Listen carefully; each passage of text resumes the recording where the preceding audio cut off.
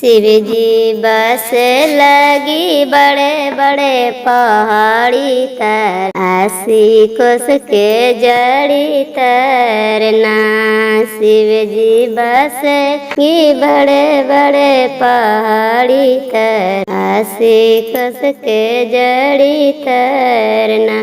शिवजी पर जलवा चढ़ाए वही हृदय खोल के, हरे हरे बम बोल के ना। शिवजी पर जलवा चढ़ाई वही हृदय खोल के, हरे हरे बम बोल के ना।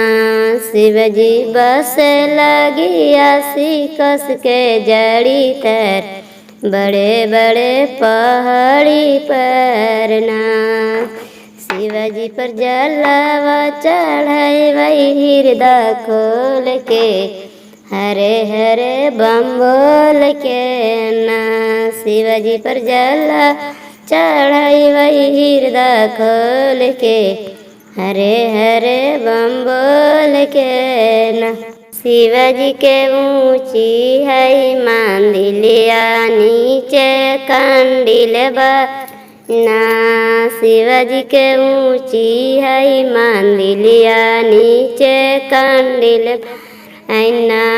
शिवजी आयलन बड़ा दूर से दर्शनिया कैलना, आयलन बड़ा दूर से दर्शनिया लन्ना।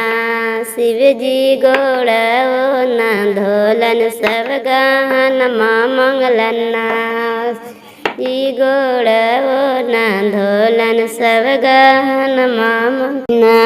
शिवजी आयलन बड़ा दूर से दरस, शिवजी के ऊंची है मंदिलिया, नीचे कंडिल बरैना।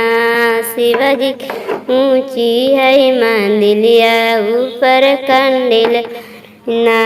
शिवजी गोड़ा ओ ना धोलन सब गहन मंगलना, ई गोड़ा ओ ना धोलन सब गहन मंगलना।